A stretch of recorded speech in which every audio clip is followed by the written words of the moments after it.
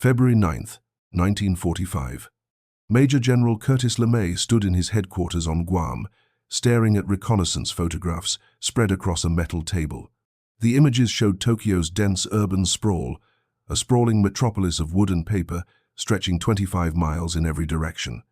His B-29 Superfortresses had been bombing Japan for 3 months from bases in the Mariana Islands, flying at altitudes above 25,000 feet, with precision bomb sites targeting aircraft factories, engine plants, and military installations.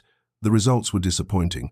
Cloud cover obscured targets on 70% of missions, high-altitude winds exceeding 200 miles per hour at 30,000 feet, scattered bomb patterns across miles of territory.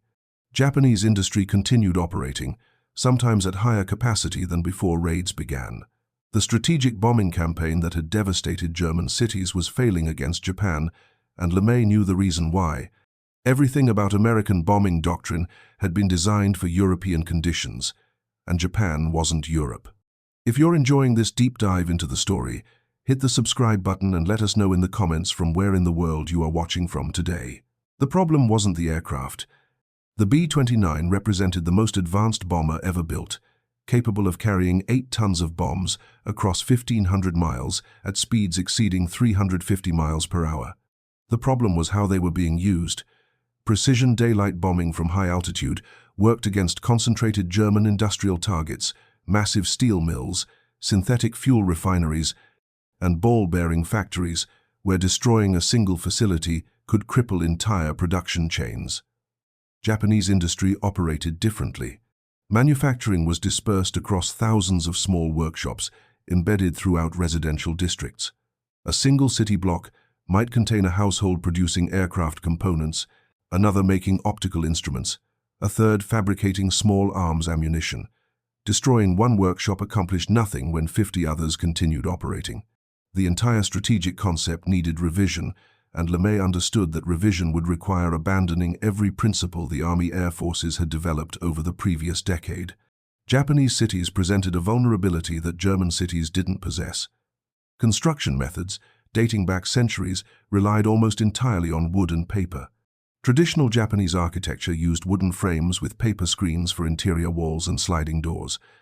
Even in modern districts built during the 1920s and 30s, wooden construction dominated because Japan lacked domestic iron and steel resources for mass residential construction. The Imperial Japanese government conducted its own studies before the war, calculating that 85% of Tokyo's residential structures used primarily wooden construction. Industrial districts showed slightly lower percentages, around 70%, but still predominantly combustible materials. This wasn't an accidental vulnerability. Japanese builders had optimized for earthquake resistance over fire resistance. The country's location along the Pacific Ring of Fire meant devastating earthquakes struck regularly. The Great Kanto earthquake of 1923 killed over 140,000 people and destroyed large sections of Tokyo and Yokohama. Wooden construction, being flexible and relatively lightweight, survived seismic events better than rigid masonry or concrete structures common in European cities. But what made buildings earthquake-resistant made them extraordinarily vulnerable to incendiary attack. American intelligence analysts recognized this vulnerability as early as 1943.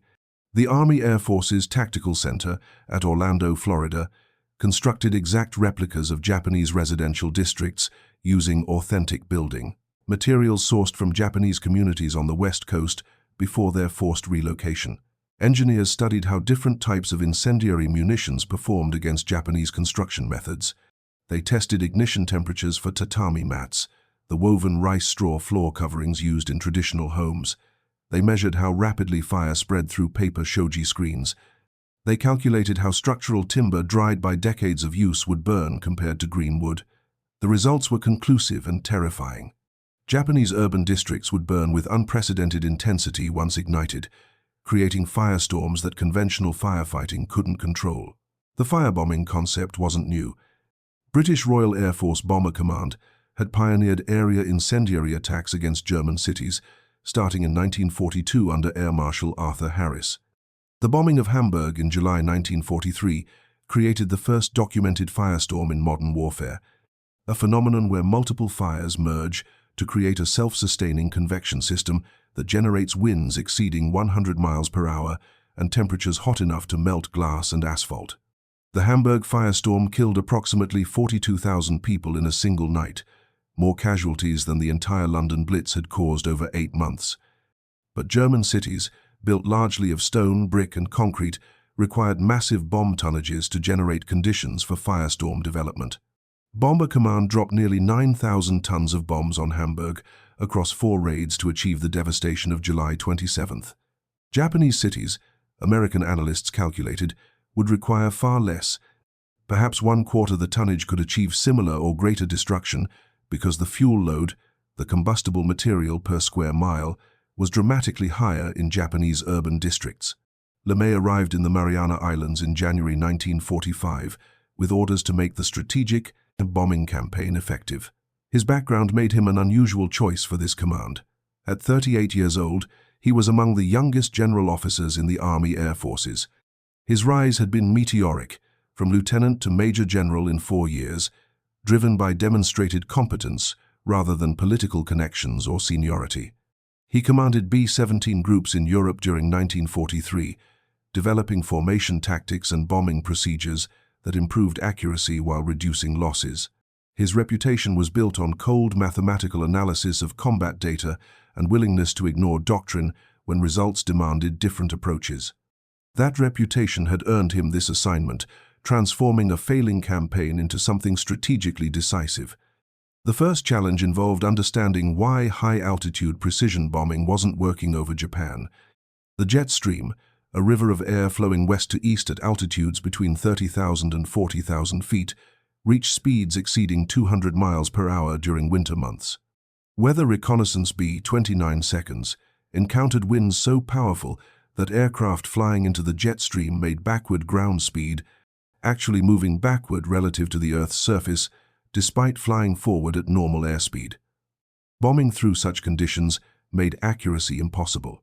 The Norden bombsight, theoretically capable of placing bombs within 100 feet of aim point from 20,000 feet under ideal conditions, became useless when wind speeds exceeded 100 miles per hour. Bombs released at altitude would drift miles downwind before impact, scattering across areas too large for effective damage concentration. Cloud cover created another persistent problem. The Japanese home islands experienced cloud coverage averaging 60 to 70% year-round. Winter months were worse, with solid overcast on some days lasting weeks. Visual bombing, which the Norden site required, became impossible when targets remained obscured beneath clouds. Radar bombing offered an alternative, but radar technology in 1945 lacked the resolution to identify specific factory buildings among dense urban clutter. Radar could locate cities and distinguish harbors from land, but pinpointing individual industrial targets among thousands of similar structures exceeded the equipment's capability. Fighter defenses added to the challenge, though not as severely as over Germany. Japanese fighter forces had been depleted through attrition in 1944 during campaigns across the Pacific. By early 1945, fewer than 2,000 operational fighters remained for home defense, scattered across dozens of airfields throughout the home islands. These fighters struggled to reach B-29 formations, flying at 28,000 feet or higher. The standard Japanese interceptor, the Mitsubishi A6M0, had been designed for low and medium altitude combat, optimized for carrier operations and air superiority over invasion beaches. At 25,000 feet, the Zero's climb rate dropped to barely 500 feet per minute. Reaching B-29 altitude required 20 minutes or more of sustained climbing, burning precious fuel and leaving the fighter vulnerable to American escort fighters when they finally reached bombing altitude. The flight to Tokyo took approximately 6 hours at cruise speeds around 230 miles per hour. Aircraft climbed to 9,000 feet for the overwater transit, conserving fuel through optimal altitude selection while remaining below the jet stream's turbulent winds.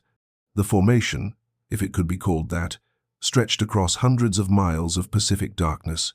Aircraft maintained loose spacing rather than tight formation positions, conserving pilot attention for the long flight ahead. Navigation relied on dead reckoning and celestial fixes using sextants to measure star positions, techniques that required constant, Attention from navigators hunched over plotting tables with pencils and charts. The North Star remained visible through cockpit windows, providing a reliable reference point for maintaining northward headings. Crews settled into the routine of long-range flight, though tension increased as they approached the Japanese coast. Radio silence had been imposed during the briefing, maintaining operational security and preventing Japanese radar operators from detecting the incoming raid through radio direction finding. The silence created an eerie isolation. Each aircraft flew alone through darkness, crews aware that hundreds of other bombers surrounded them invisibly, but unable to communicate or coordinate except through pre-planned timing and routes. Some men tried sleeping during the transit, though the noise and vibration of 4 Wright R-3350 engines made rest difficult. Others wrote letters they hoped to mail after returning, or studied target photographs one more time, or simply sat with their thoughts about what waited ahead. The first B-29 seconds reached the Japanese coast shortly after midnight on March 10th. The Pathfinder aircraft, equipped with radar bombing equipment and crewed by the most experienced navigators, arrived first to mark the target area. Their mission was critical for the success of the entire operation. Using radar to identify the Sumida River and Tokyo's distinctive urban pattern, the Pathfinders would drop their incendiary loads in specific patterns that marked the boundaries of the target area for following aircraft. These initial fires would serve as visual aim points for the main force, eliminating the need for precise navigation or radar bombing by every aircraft. The Pathfinders released their bombs at 0:16 hours Tokyo time, creating a giant flaming X across the Shitamachi district, roughly 3 miles by 2 miles in dimension. Within minutes, dozens of fires burned across the target area, easily visible from 50 miles away to aircraft approaching behind the Pathfinders. The main force began arriving at 0:20 hours, with aircraft streaming over the target at intervals of less than 1 minute. Each bomber made its run independently, pilots selecting specific aim points within the burning area below. The bombing altitude varied between 4,900 feet and 9,000 feet, with individual aircraft commanders choosing heights based on their assessment of anti-aircraft fire and visibility. At 5,000 feet, the details of the city were clearly visible in the firelight. Crews could distinguish individual streets and buildings, could see people running through the streets, could watch the fires spreading from structure to structure. The immediacy of low-altitude attack made the destruction personal in ways that high-altitude bombing never achieved. Men who dropped bombs from 5 miles up without seeing the impact now watched their incendiaries ignite buildings directly beneath their aircraft. The bombing run took approximately 2 hours as 325 B-29 seconds streamed over Tokyo in succession. 9 aircraft aborted before reaching the target due to mechanical problems, but the remaining force delivered roughly 1,665 tons of M69 incendiary clusters. This translated to approximately 625,000 individual incendiary bombs scattered across roughly 16 square miles of Tokyo's most densely populated districts. The incendiaries ignited on impact, each one creating a 20-foot radius circle of burning napalm that immediately began spreading to adjacent structures. Japanese construction methods, optimized for earthquake resistance through flexibility and lightweight, proved catastrophically vulnerable to fire. Wooden frames dried by decades of use ignited within seconds of exposure to 2,000-degree napalm. Paper shoji screens burned instantly, allowing fire to spread through interior spaces before occupants could react. Tatami mats, those traditional woven rice straw floor coverings, smoldered and then burst into flame, filling rooms with choking smoke. The fires began merging within 30 minutes of the first bombs falling. Individual structure fires spread to adjacent buildings through radiant heat, flying embers, and direct flame contact. Block fires merged into district fires as the conflagration expanded faster than firefighting efforts could contain it. Tokyo's 8,000 firefighters responded with professional discipline, but the scale of the attack overwhelmed their capacity within the first hour.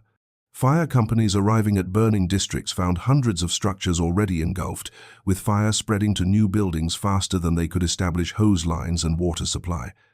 The equipment and training designed for urban firefighting assumed firefighters could approach close enough to direct water on burning structures. That assumption collapsed as fire intensity increased beyond levels any firefighter could approach and survive. By 0200 hours, roughly 90 minutes after the first bombs fell, the firestorm began. This phenomenon occurs when multiple large fires merge to create a single massive convection column that draws air inward from all directions at ground level. The heated air rises with tremendous velocity, creating a chimney effect that pulls fresh oxygen into the burning area at speeds that can exceed 100 miles per hour. These ground-level winds, generated by the fire itself rather than weather conditions, transform the fire into a self-sustaining system that no firefighting effort can control. The only option is waiting for the fire to consume all available fuel or for weather conditions to change dramatically. The firestorm over Tokyo's Shitamachi district created winds estimated at 70 to 80 miles per hour by Japanese survivors who documented their experiences. These winds toppled power lines, uprooted trees, and most critically, carried burning embers for miles, starting new fires far beyond the original target area. The temperature within the firestorm zone exceeded 1,800 degrees Fahrenheit, according to post-raid analysis of melted materials. At this temperature, glass melts, aluminum alloys liquefy, and asphalt pavement bubbles and flows like water. Humans exposed to such heat die within seconds from thermal radiation alone, before flames actually reach them. The firestorm created its own weather system, complete with thunderstorm-like vertical development visible from 50 miles away. B-29 crews flying over the target during the later phases of the attack reported being thrown around violently by turbulence generated by the rising heat column. Some aircraft climbing away from the target were caught in the updraft and carried thousands of feet higher, despite pilots applying full power and pushing the control yoke forward to maintain altitude. Tail gunners watching the city recede behind them reported seeing a solid sea of flame stretching for miles, with individual structure fires no longer distinguishable in the merged conflagration. The human toll was catastrophic and immediate. The Shitamachi district housed approximately 1 million people in approximately 16 square miles, averaging over 60,000 people per square mile. Most residents were sleeping when the bombing began. The first warning many received was the sound of incendiary clusters breaking apart overhead, followed seconds later by the crash of M69 bombs impacting roofs and streets. The incendiaries didn't explode like high-explosive bombs. They simply burst and scattered burning napalm that stuck to everything it touched. Sleeping residents woke to find their homes already burning, with fire blocking escape routes through hallways and doorways. Traditional Japanese homes used paper and wood sliding doors that provided no fire resistance whatsoever. Fire could spread through an entire house in under 2 minutes once ignition occurred. Those who escaped their burning homes found the streets transforming into death traps. The firestorm winds created rivers of fire as burning debris was carried through streets at speeds approaching 50 miles per hour. People attempting to flee the burning districts found themselves running into winds so powerful they couldn't make forward progress. Some survivors described being forced to crawl on hands and knees against the wind, staying below the layer of superheated air that would sear lungs with a single breath. Others sought shelter in concrete buildings, schools, government offices, temples with stone construction. These structures became ovens as the firestorm engulfed them, baking occupants alive as internal temperatures rose beyond survivability, even though the buildings themselves didn't burn. The Sumida River, which ran through the heart of the burning district, became a focus point for desperate civilians seeking refuge from the flames. Thousands waded into the water, submerging themselves to escape the radiant heat and smoke. But the river itself wasn't safe. Fire spread across the water's surface as burning debris and napalm residue floated downstream. People in the water were forced to dive beneath the surface repeatedly to avoid being burned, but many drowned from exhaustion or smoke inhalation before the firestorm passed. The all-clear sirens sounded across Tokyo at 0530 hours on March 10th as the last B-29 seconds departed and Japanese air defense forces stood down. The firestorm continued burning for another 3 hours before fuel depletion and decreasing winds allowed firefighting efforts to become effective. By 0800 hours, the worst was over. What remained was a smoking wasteland covering approximately 16 square miles of what had been Tokyo's most densely populated district. The death toll remained uncertain for days as authorities attempted to account for casualties amid total administrative chaos. Bodies were everywhere, in streets, in collapsed buildings, in the river, piled in parks and open spaces where crowds had been overtaken by the firestorm. Many corpses were burned beyond recognition, reduced to carbonized remains that crumbled when touched. Others showed no visible burns but had died from smoke inhalation or heat exposure, their internal organs literally cooked by the superheated air they'd breathed while attempting to flee. The Tokyo Metropolitan Police conducted surveys during the following weeks, attempting to document casualties through missing person reports and physical remains. The official estimate released in April 1945 claimed approximately 83,000 dead and 41,000 injured. Historians analyzing post-war records and survivor testimony suggest the actual death toll likely exceeded 100,000, making the Tokyo firebombing of March 10th the deadliest single air raid in human history. For comparison, the atomic bombing of Hiroshima 5 months later killed approximately 80,000 people initially, with tens of thousands more dying from radiation effects over subsequent months. The Tokyo raid achieved comparable immediate casualties using conventional incendiary weapons through precise exploitation of Japanese urban vulnerability. Property destruction statistics were equally staggering. The Tokyo Fire Department's post-raid assessment documented the complete destruction of approximately 267,000 buildings across 15.8 square miles. This represented roughly 18% of Tokyo's total urban area and approximately 25% of the city's buildings. Over 1 million people, roughly 1/8 of Tokyo's population, were rendered homeless in a single night. The destroyed area included not just residential structures, but also the dispersed industrial workshops that American targeting doctrine sought to eliminate. Post-raid photographic reconnaissance documented the destruction of over 300 identified industrial facilities within the burned zone, including aircraft component workshops, optical instrument makers, and small arms production facilities. But quantifying industrial damage missed the larger strategic impact of the attack. The psychological effect on Tokyo's population and Japanese leadership was profound and immediate. Previous American raids had caused property damage and casualties, but nothing approaching the scale of March 10th. The city's residents had believed air raid shelters, firefighting preparations, and civil defense measures provided reasonable protection. The firestorm demonstrated the futility of those assumptions. No civilian shelter could withstand sustained exposure to 1,800-degree temperatures. No amount of firefighting equipment could control blazes that generated their own hurricane-force winds. The traditional Japanese construction methods that had served for centuries became death traps when faced with modern incendiary weapons. The survivors who witnessed the destruction understood that any future raid could produce identical results. This created a climate of constant fear that degraded morale and reduced industrial productivity as workers prioritized survival over production quotas. Japanese military leadership recognized the strategic implications immediately.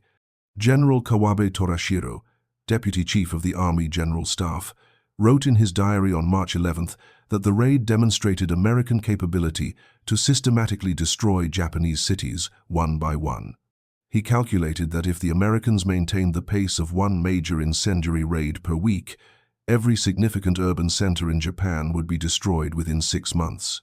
Industrial production would collapse, not from precision destruction of factories, but from burning the cities where workers lived and dispersed production occurred. The Army General Staff convened emergency meetings during mid-March to discuss response options, but the conclusions were depressing. Japanese fighter forces lacked night fighting capability to effectively intercept low-altitude raids. Anti-aircraft artillery proved largely ineffective against aircraft attacking at varying altitudes in darkness. Dispersing urban populations to rural areas was logistically impossible given transportation constraints and agricultural production requirements. The only viable option was accelerating preparations for the final defense of the home islands, accepting that American strategic bombing would continue degrading Japanese capability until invasion forces arrived.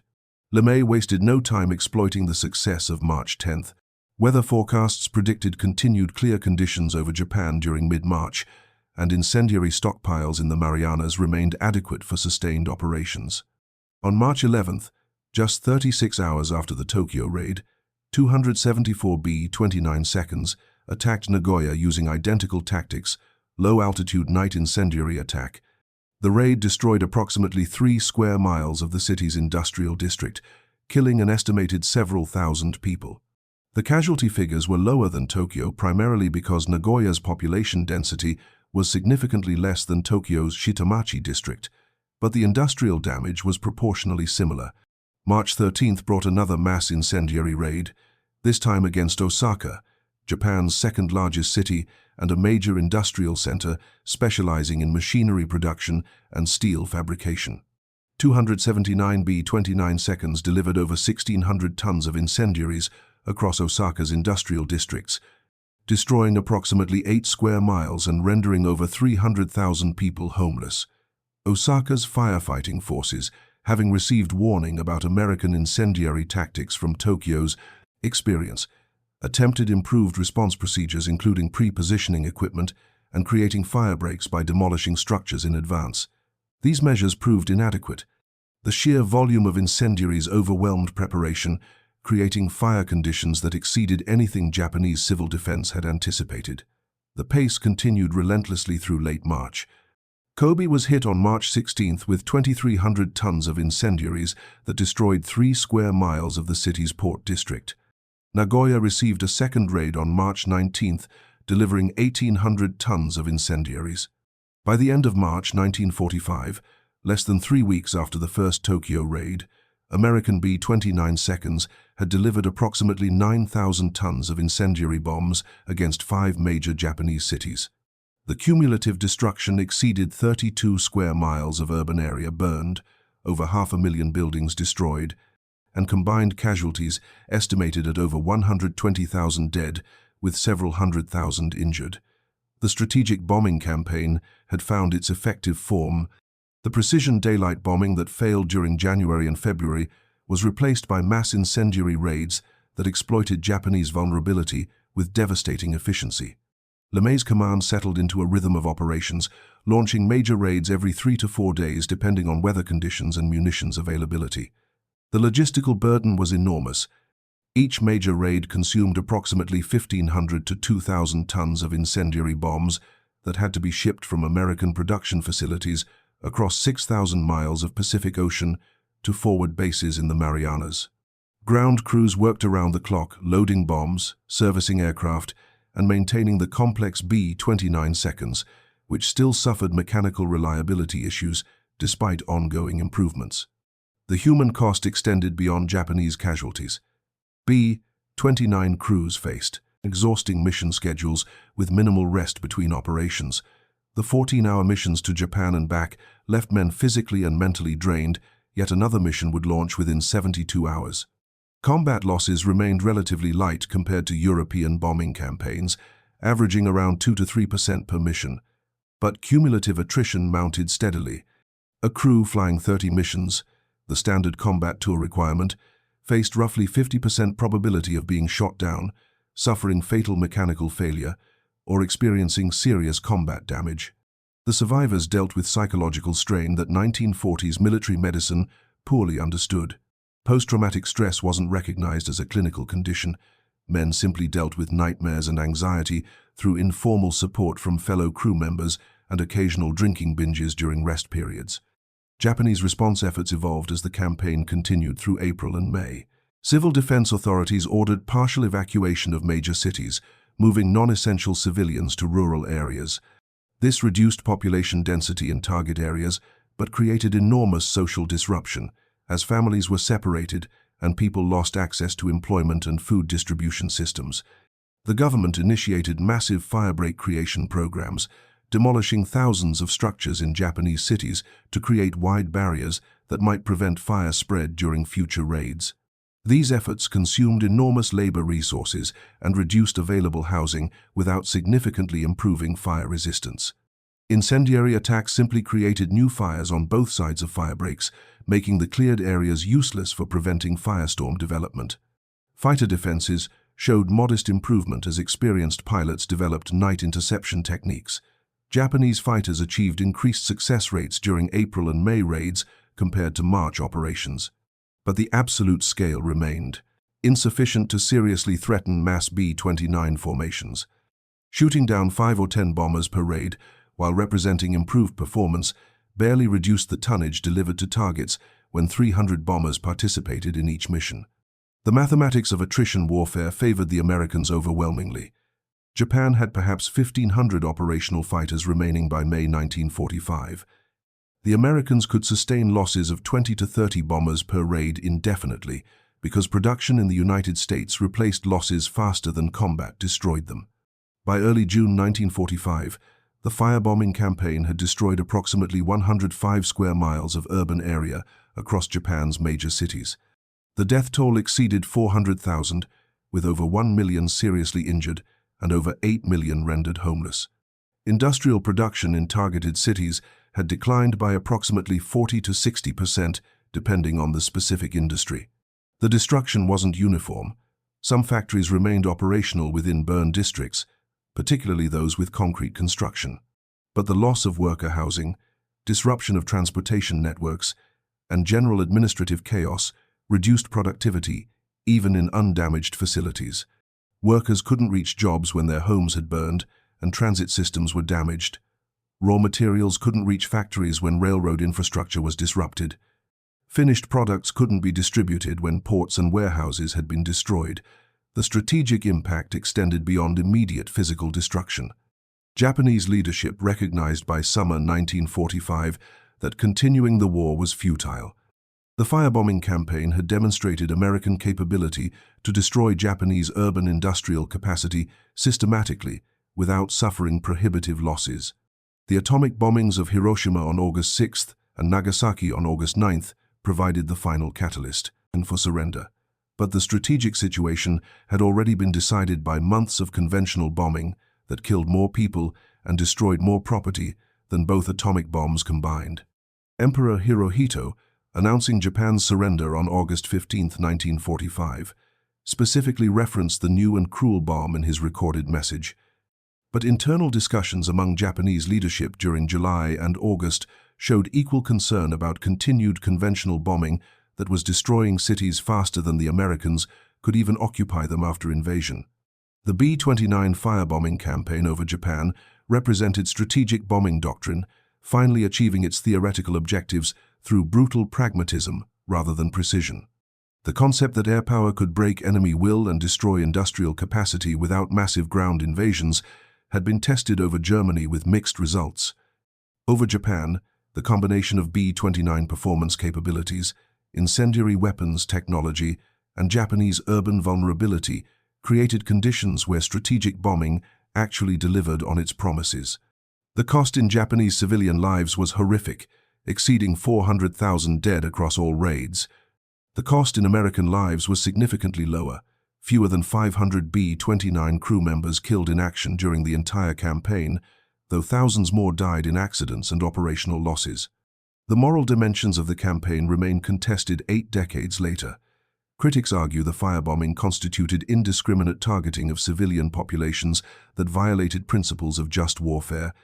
Defenders counter that Japanese industrial dispersal made civilian and military targets inseparable, and that ending the war quickly through strategic bombing saved lives compared to invasion casualties.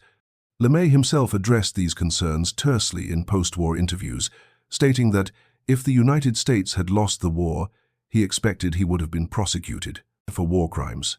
But morality aside, the campaign achieved its strategic objectives with brutal efficiency. The technological and organizational innovations that enabled the campaign deserve recognition alongside the moral questions. The B-29 Superfortress proved capable of operations that seemed impossible when the program began in 1940. Flying 1,500-mile combat missions at night, at low altitude, carrying 7-ton bomb loads, the aircraft performed roles far beyond its original precision bombing specifications. The logistical system that sustained operations, shipping thousands of tons of specialized munitions across the Pacific monthly, maintaining hundreds of complex aircraft in forward bases with minimal facilities, and coordinating mass raids involving 300 aircraft launching from multiple bases, represented organizational achievement on par with the engineering that created the bomber itself. The crews who flew these missions deserve acknowledgement for completing one of the most demanding aerial campaigns in history, flying 14-hour missions every few days for months, watching cities burn beneath them, dealing with anti-aircraft fire and mechanical failures and crushing fatigue. They performed their duties with effectiveness that statistics demonstrate clearly. The bombing campaign worked because crews pressed attacks through conditions that should have prompted higher abort rates and lower effectiveness. That they succeeded says something about American training methods, crew cohesion, and the particular type of determined professionalism that total war demanded. The firebombing campaign's legacy influenced post-war strategic doctrine in complex ways. The success validated strategic bombing as war-winning capability, encouraging Cold War investment in massive bomber forces and nuclear weapons. But it also demonstrated the horrific human cost of unrestricted aerial warfare against urban populations, influencing later development of precision guidance systems intended to reduce collateral damage. The moral discomfort with area bombing, even when strategically effective, pushed American doctrine toward increasingly precise weapons over subsequent decades. Modern warfare employs GPS-guided munitions accurate to meters rather than miles, partly as technical evolution, but partly as moral response to the area bombing campaigns of 1945. The Japanese High Command's failure to anticipate the scale and intensity of the B-29 firebombing campaign stemmed from fundamental miscalculations about American strategic priorities and capabilities. Intelligence assessments conducted by the Imperial Japanese Army and Navy during 1944 consistently underestimated American bomb production capacity and overestimated the effectiveness of Japanese air defenses. These errors weren't simple mathematical mistakes.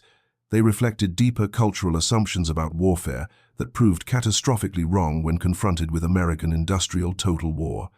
Japanese military planners understood that America possessed superior industrial capacity in absolute terms. The statistics were undeniable. American steel production in 1944 exceeded 89 million tons annually compared to Japan's 7 million tons. American aircraft production reached nearly 100,000 planes in 1944, while Japan managed 28,000. But Japanese strategists believed this industrial advantage would be diluted across multiple theaters. Germany still fought in Europe, requiring massive American resources.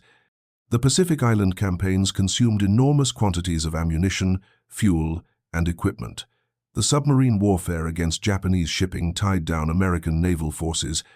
Surely, Japanese planners reasoned, the strategic bombing campaign against the home islands would receive only a fraction of American production, limiting the scale and frequency of raids. This calculation proved fundamentally wrong because it misunderstood American logistical priorities. By early 1945, the European theater was consuming fewer resources as Allied victory became inevitable. The German industrial capacity had been largely destroyed through years of combined British and American bombing. The island-hopping campaign in the Pacific had reached the Marianas, providing bases within B-29 range of Japan, eliminating the need for further major amphibious operations until the planned invasion of Japan itself. This meant American war production could focus increasingly on the strategic bombing campaign. Incendiary bomb production increased from roughly 5,000 tons per month in late 1944 to over 15,000 tons per month by summer 1945. This threefold increase in munitions availability allowed LeMay to accelerate the operational tempo far beyond what Japanese planners had anticipated. The cultural dimension of this miscalculation deserves examination because it reveals how different societies approached warfare with incompatible assumptions. Japanese military culture emphasized spirit, determination, and willingness to accept sacrifice as decisive factors in warfare. The concept of Yamato Damashi, the spirit of old Japan, held that spiritual strength could overcome material disadvantages. This wasn't mere propaganda. Senior Japanese officers genuinely believed that American forces, despite their material advantages, lacked the spiritual fortitude to sustain a long, grinding campaign of attrition. They expected American public opinion would force political leadership to seek negotiated peace once casualties mounted sufficiently high. The assumption that American resolve would crack before Japanese determination proved completely wrong. American strategic culture operated from different premises entirely. Industrial capacity and technological innovation were viewed as force, multipliers that reduced casualties while increasing effectiveness. The cultural preference wasn't for spiritual struggle, but for engineering solutions that achieved objectives with minimum friendly losses. This fundamental difference in worldview meant Japanese planners consistently misjudged American responses. Where Japanese officers saw the high casualties of island campaigns like Iwo Jima and Okinawa as evidence that invasion of Japan would be too costly for American public opinion to accept, American planners saw those casualties as justification for intensifying the strategic bombing campaign to obviate the need for invasion. The logic was purely practical. If burning Japanese cities could force surrender without invasion, then burning cities became the logical strategic choice, regardless of civilian casualties. The technical sophistication gap between American and Japanese strategic bombing capabilities widened dramatically during 1944 and early 1945. Japan had pioneered strategic bombing concepts during the 1930s with attacks on Chinese cities, but never developed the industrial capacity or technical capabilities to implement true long-range strategic bombing. The Nakajima G-8N Renzan, Japan's answer to the B-29, remained in prototype stage when the war ended. Only 4 were built, and none saw operational service. This meant Japan possessed no experiential understanding of what sustained strategic bombing campaigns required or could achieve.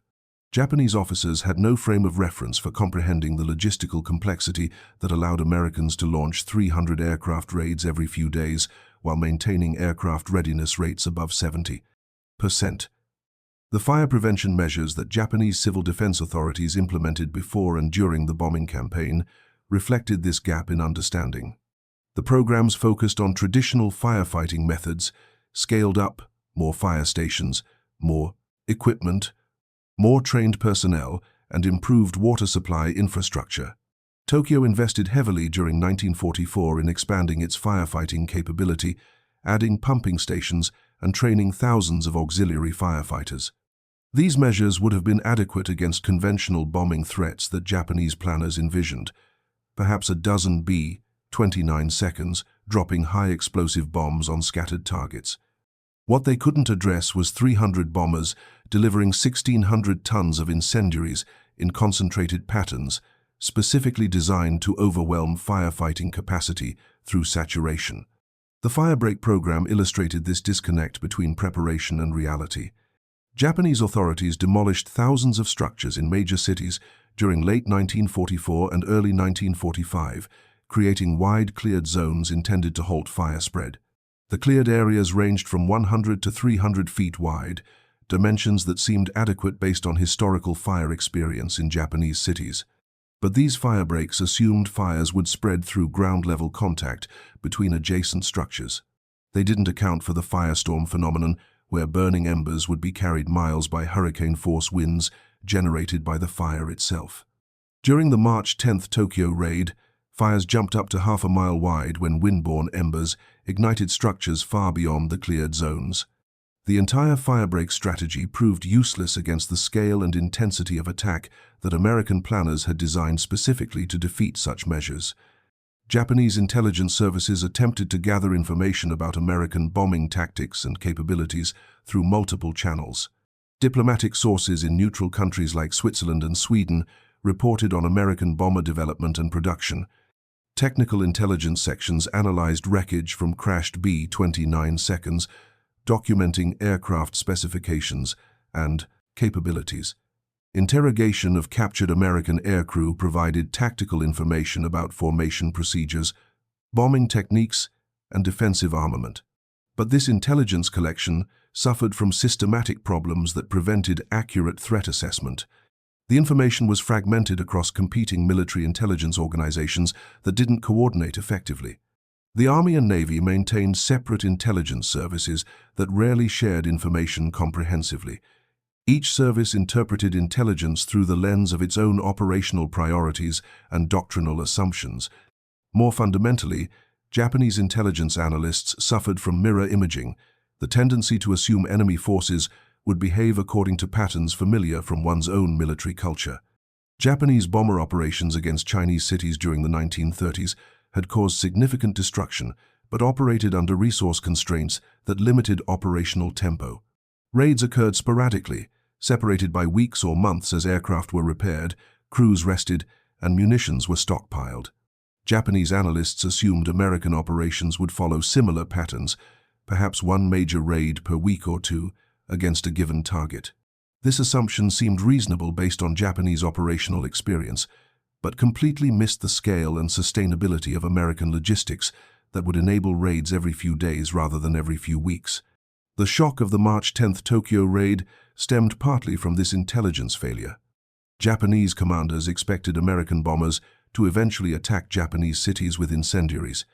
The weapon's effectiveness against wooden construction was obvious, but they anticipated a gradual escalation, perhaps experimental raids against secondary cities to test tactics before committing to major operations against Tokyo.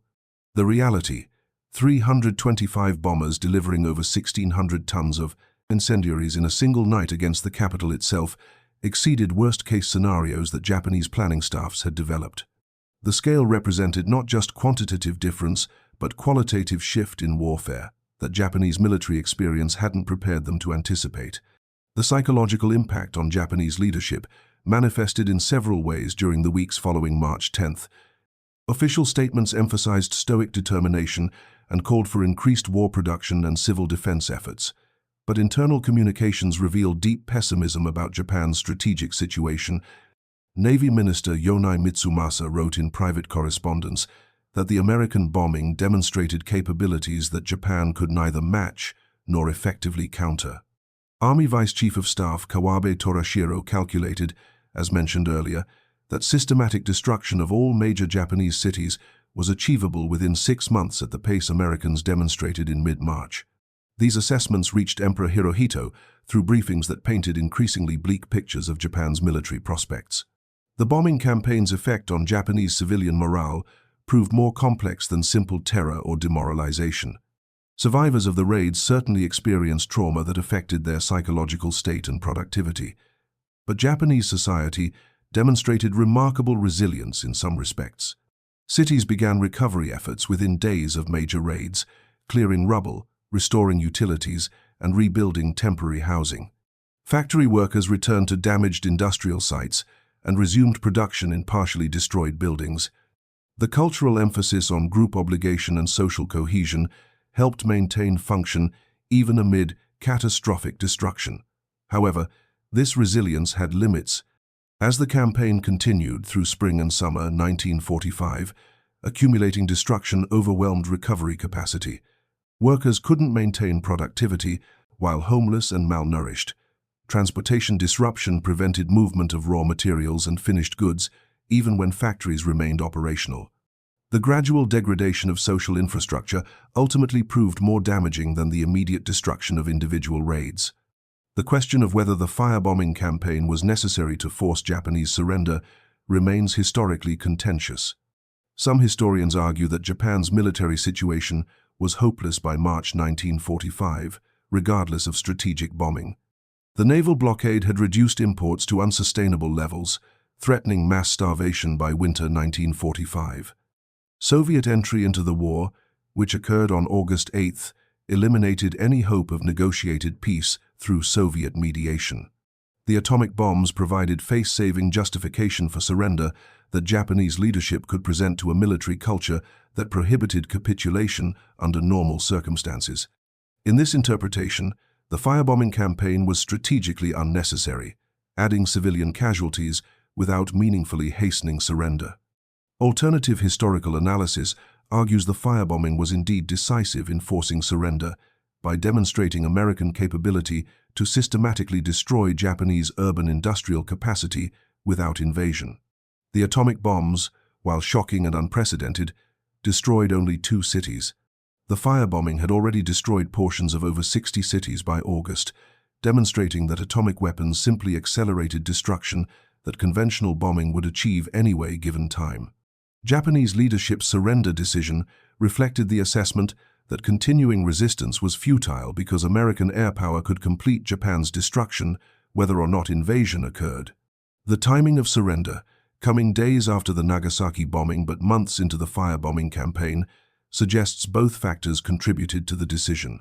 What remains indisputable is that Japanese commanders never anticipated the scale of destruction that the B-29 campaign would deliver.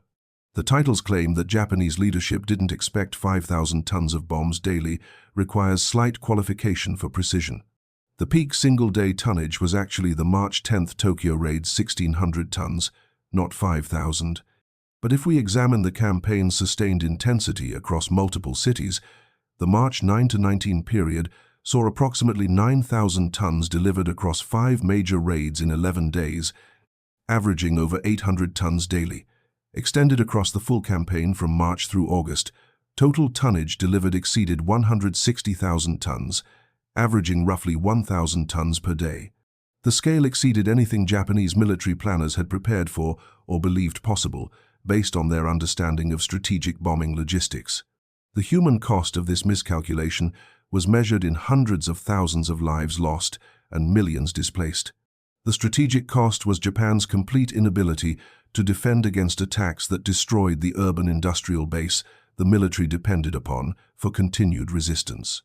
The B-29 seconds demonstrated that modern industrial warfare had evolved to the point where civilian population centers became legitimate, strategic targets, not as terror weapons, but as rational components of total war doctrine.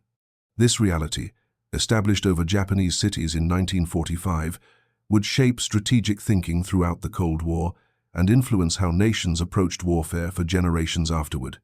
The campaign's legacy is written not just in the burned districts of Japanese cities, but in the strategic calculations that every subsequent conflict has had to address, the relationship between civilian casualties and military necessity in an age when air power can reach any target, regardless of ground force positions. Thank you for watching. For more detailed historical breakdowns, check out the other videos on your screen now, and don't forget to subscribe.